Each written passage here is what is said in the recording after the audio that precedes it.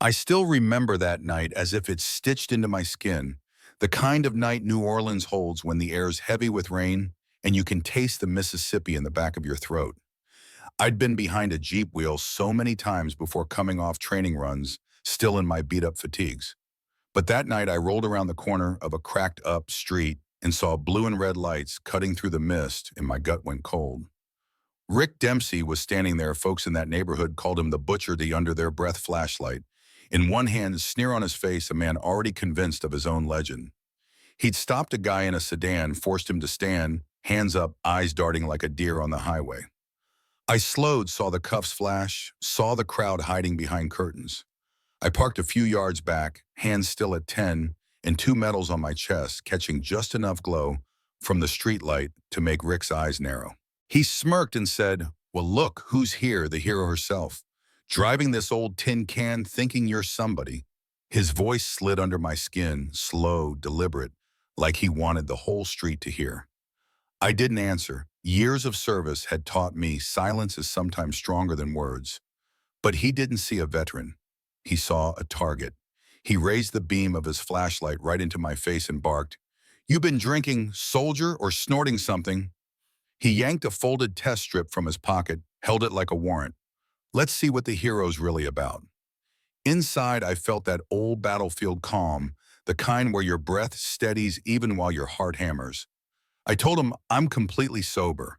He laughed harsh and scraping and ordered a younger officer to run the test. The kid's hands shook, pulling out a kit I knew wasn't standard issue, wrong markings, torn seal. In my head, a voice said, "Here we go, the trap's already set." Phones were out, by then a teenager on the corner live streaming, a couple neighbors daring to peek. You could almost feel the data shooting through the night air faster than words.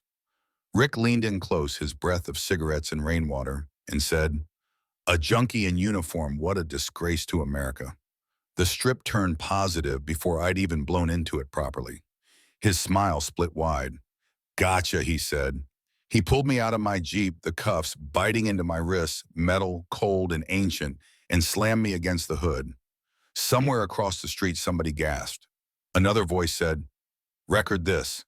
In that moment, my brain wasn't on him. It was on my mother at home, her old hands sewing by the window, waiting for her daughter, the soldier, to come home clean, proud, safe. My stomach knotted at the thought of her seeing this lie on the evening news. The precinct smelled of bleach and mildew. Neon buzzed overhead like an insect, casting everything in cold blue light. Rick paced outside my cell, taunting, "You spent your life thinking you're noble. Now you're just another addict in cuffs." I stayed seated back straight, palms pressed together to keep them from shaking. Each insult he spat was another nail trying to pin me to a wall I'd spent decades climbing away from. I thought about Afghanistan, the soldiers I'd pulled out of craters, the blood and dirt and grit. I thought about nights I'd slept under canvas while artillery popped in the hills, knowing some kid's mom would never see him again. And now here I was, stripped of rank by a man whose war stories came from bar stools. My jaw clenched, but I wouldn't give him the satisfaction of flinching. Down the hall, the young officer who'd held the fake kit leaned against the wall, eyes flicking to me. He looked like a kid in over his head, but he'd seen the switch. His hand went to his phone, came off, went back again. Finally, he slipped into a stairwell, and the bluish glow lit his face. In that moment, I knew somewhere, somehow, a fuse had been lit. Outside, word spread. Neighbors who'd lost sons to routine stops came forward whispering their stories on camera. Families huddled at the gate chanting, at first softly, then louder, "Free her, free her."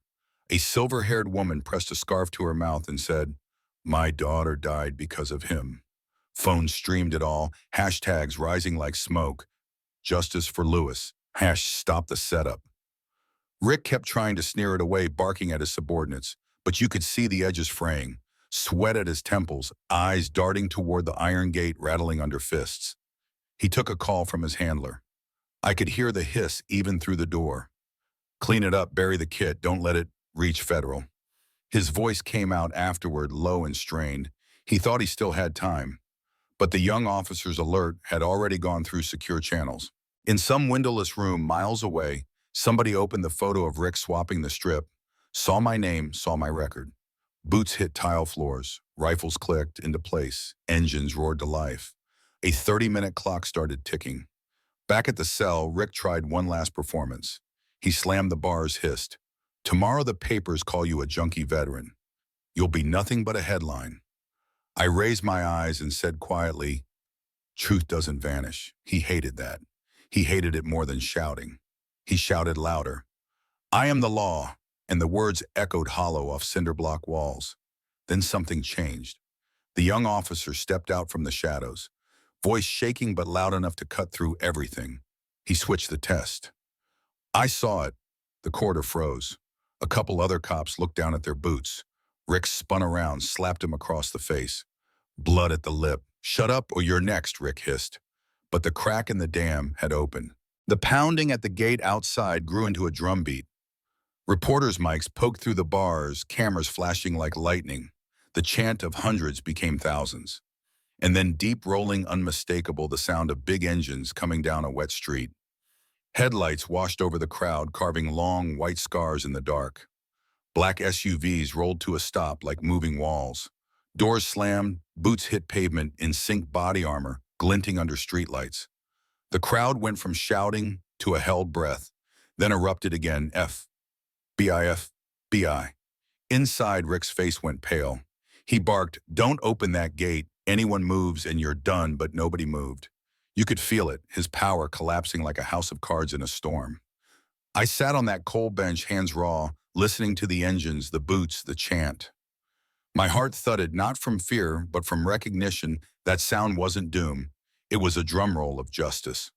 A moment later, the front doors banged open. Agents filled the hall with a kind of quiet authority Rick had tried to mimic his whole career, but never earned. The lead agent's voice was steady, "Captain Lewis."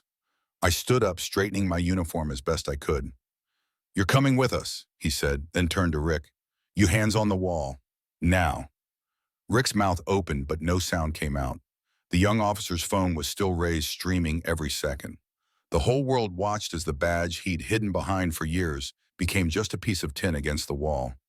I stepped out of that cell into a corridor full of cameras and witnesses, a corridor that smelled like bleach and sweat and something new air. Moving again after years of being held. The crowd outside roared a sound like waves hitting shore. And here's the thing, walking out under those lights wasn't triumph in a movie. It was messy, noisy, raw. My wrists still ached, my dignity was dented. But I felt thousands of eyes, strangers, neighbors, kids, mothers holding me up. That night taught me something. Power built on fear can crumble in an instant when enough people decide to watch, to share, to say no more. One shaky live stream from a teenager changed the arc of a story that was supposed to end quietly in a cell. I'm telling you this because maybe you've seen it too. A traffic stop that felt wrong. A coworker framed a neighbor's kid's search for no reason. Maybe you've kept scrolling because it felt safer. But silence has a cost, and so does speaking up. As for me, I'll never forget that 30-minute stretch from being called a junkie to seeing the black SUVs roll up, because it proved the walls aren't as thick as they look. Now I want to hear from you. Have you ever witnessed a moment where someone in power went too far, where a crowd or a camera changed everything? Do you think social media protects us or just makes the spectacle bigger? Drop your story below. Let's talk about what justice looks like, where you live, and what we're willing to do to get it.